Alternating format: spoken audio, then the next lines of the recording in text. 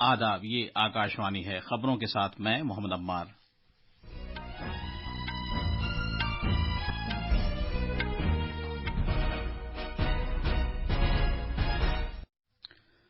وزیر اعظم نریندر مودی نے نئی دلی میں مصر کے صدر عبدالفتاح السیسی کے ساتھ بات چیت کی۔ صدر جمہوریہ دروپدی مرمو 74ویں یوم جمہوریہ کے موقع پر آج شام قوم سے خطاب کریں گی۔ آج 13واں ووٹروں کا قومی دن منایا جا رہا ہے۔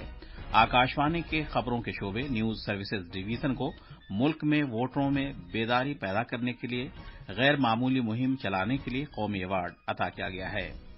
نیوزی لینڈ میں حکمراں لیبر پارٹی کے لیڈر کرس ہپکنس نے وزیر اعظم کے طور پر اپنا عہدہ سنبھال لیا اور مردوں کے FIH ہاکی ورلڈ کپ میں بھونیشور میں کوارٹر فائنل مقابلوں میں انگلینڈ کا مقابلہ جرمنی سے اور نیدرلینڈ کا مقابلہ جنوبی کوریا سے ہوگا۔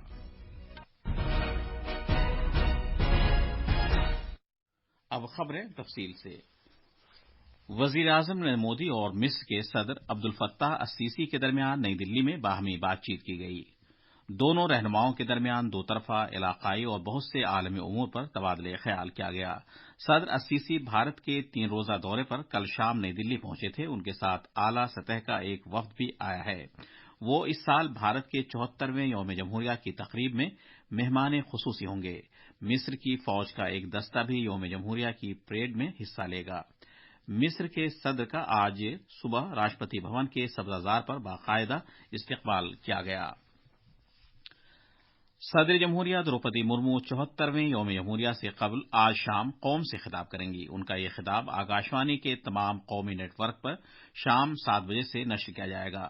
دوردرشن کے سبھی چینلوں پر ہندی میں خطاب کے بعد اسے انگریزی میں نشر کیا جائے گا۔ دوردرشن پر ہندی اور انگریزی میں ان کے خطاب کے بعد دوردرشن کے علاقائی چینل اسے علاقائی زبانوں میں نشر کریں گے۔ آکاشوانی کے علاقائی نیٹ ورکس پر رات 9:30 بجے سے اسے علاقائی زبانوں میں بھی نشر کیا جائے گا۔ بھارتی ہائی کمیشن نے 74ویں یوم جمہوریہ تقریبات منانے کے لیے کولمبو کے Bandaranaike memorial international conference hall میں ایک راک بینڈ کنسرٹ کا اہتمام کیا ہے۔ ہم آہنگی کی اس تقریب میں ناگالینڈ کے UDX اور سری لنکا کے اسٹیگمیٹا بینڈ نے اپنے فن کا مظاہرہ کیا۔ یہ پہلا موقع ہے کہ کسی بھارتی بینڈ نے سری لنکا میں راک پرفارمنس پیش کیا ہے۔ سری لنکا کے صدر رانیل وکرمسنگھے اور کئی وزراء اس تقریب میں موجود تھے۔ آج 13واں ووٹروں کا قومی دن منایا جا رہا ہے۔ صدر جمہوریہ دروپدی مرمو نئی دلی میں سال 2022 کے لیے قومی ایوارڈز پیش کیے۔ آکاشوانی کے خبروں کے شعبے نیوز سروسز ڈویژن کو میڈیا کے زمرے میں قومی ایوارڈ سے نوازا گیا ہے۔ یہ ایوارڈ ملک میں ووٹروں میں بیداری پیدا کرنے کی غرض سے غیر معمولی مہم چلانے کے لیے دیا گیا ہے۔ اس سال کے قومی دن کا موضوع ہے ووٹنگ جیسا کچھ نہیں، میں یقیناً ووٹ ڈالوں گا۔ یہ دن ووٹروں کے لیے مخصوص ہے، جس میں افراد کے احساسات اور اپنے ووٹ کی طاقت کے ذریعے انتخابی عمل میں شرکت کے تئیں ان کی خواہشات کی عکاسی ہوتی ہے۔ وزیر اعظم نریندر مودی نے ووٹروں کے قومی دن کے موقع پر عوام کو مبارکباد دی ہے۔ جناب مودی نے امید ظاہر کی کہ اس سال کے موضوع ووٹنگ جیسا کچھ نہیں، میں یقیناً ووٹ ڈالوں گا سے تحریک حاصل کر کے سبھی لوگ انتخابات میں سرگرم شراکت داری کو مزید بڑھانے اور جمہوریت کو مزید مستحکم کرنے کے لیے مل کر کام کریں گے۔ یوم جمہوریہ 2023 کے موقع پر کل 901 پولیس اہلکاروں کو پولیس میڈل سے نوازا گیا ہے۔ 140 پولیس اہلکاروں کو شجاعت کے لیے پولیس میڈلز دیے گئے ہیں۔ 93 پولیس اہلکاروں کو ان کے غیر معمولی خدمات کے لیے صدر کے پولیس میڈل سے سرفراز کیا گیا ہے، جبکہ 668 پولیس اہلکاروں کو نمایاں خدمات انجام دینے کے لیے پولیس میڈل سے سرفراز کیا گیا ہے۔ وزارت داخلہ نے کہا ہے کہ 140 شجاعت کے ایوارڈز یافتگان میں 80 پولیس اہلکار بائیں بازو کی انتہا پسندی سے متاثرہ علاقوں سے ہیں، جبکہ 45 پولیس اہلکار جموں کشمیر خطے سے ہیں۔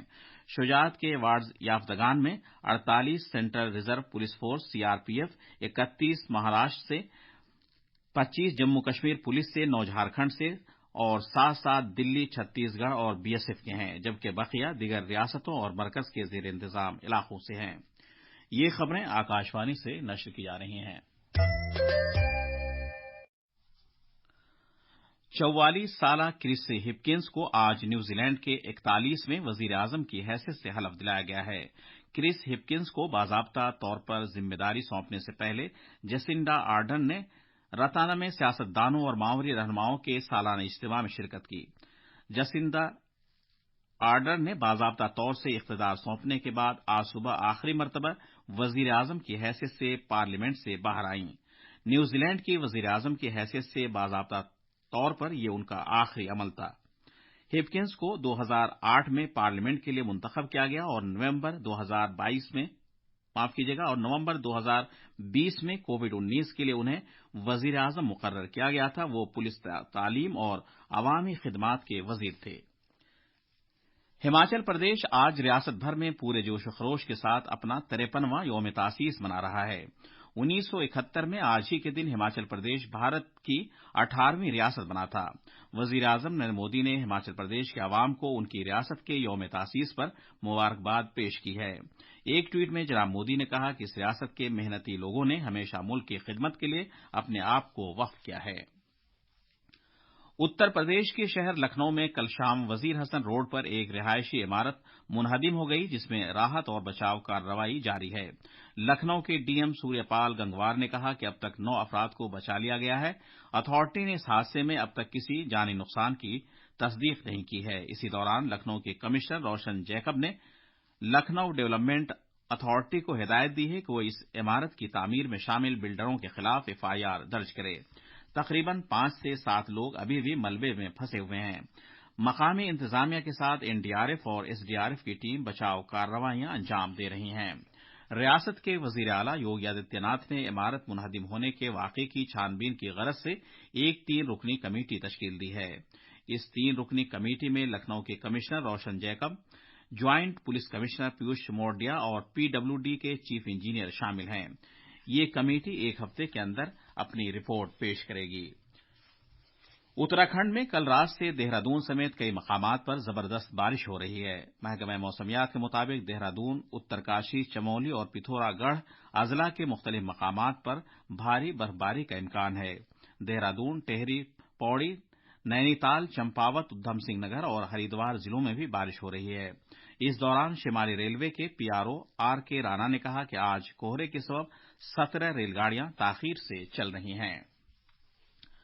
जल जीवन मिशन ने 11 करोड़ देही घरानों को नल के जरिए पानी की फराहमी का एक और संग मील हासिल किया है। वजीर आजम नरेंद्र मोदी ने कहा है कि मुल्क के लोगों के लिए हर घर जल को यकीनी बनाना एक बड़ा कारनामा है। उन्होंने उन तमाम लोगों को मुबारकबाद दी जिन्होंने इस पहल से फायदा उठाया। उन्होंने इस मिशन को कामयाब बनाने के लिए जमीनी सतह पर काम करने वालों की तारीफ की। जल जीवन मिशन का ऐलान 15 अगस्त 2019 को किया गया था, जिसका मकसद साल 2024 तक हर देही घर में नल के जरिए पानी की यकीनी फराहमी करना था। रेलवेज की वजारत ने कहा है कि पिछले बरस 17,756 बच्चों को रेलवे हिफाजती फोर्स आरपीएफ के जरिए बचाया गया। वजारत ने कहा है कि आरपीएफ उन बच्चों को जो अपने खानदान से अलहदा हो गए हैं या गुम हो गए हैं और जिन्हें देखभाल और तहफ्फुज़ की जरूरत होती है, उनको शनाख्त करने और बचाव कार्य के नेक काम को अंजाम देती है। रेलवे हिफाजती फोर्स रेलवेज के जरिए मुसाफिरों के महफूज सफर को यकीनी बनाने पर भी खुसूसी तवज्जो देती है। आरपीएफ ने मुसाफिरों से मुताल्लिक मुख्तलिफ किस्म के जराइम में मुलव्विस 5,700 से ज्यादा अफराद को गिरफ्तार किया है। इसराइल के वजीर आजम बिन्यामिन नेतन्याहू शाह अब्दुल्ला से बातचीत के लिए कल अचानक उर्दून पहुंचे। गुफ्तगू के दौरान शाह अब्दुल्ला ने नेतन्याहू से कहा कि इसराइल को मुकद्दस अल-अक्सा मस्जिद की कानूनी और तारीखी हैसियत का एहतराम करना चाहिए। मर्दों के फाइज हॉकी आलमी कप के तहत आज भुवनेश्वर के कलिंगा स्टेडियम में 2 आखिरी क्वार्टर फाइनल मुकाबले खेले जाएंगे। इंग्लैंड का मुकाबला जर्मनी से और नीदरलैंड का जनूबी कोरिया से होगा। आखिर में खास खबरें एक बार फिर।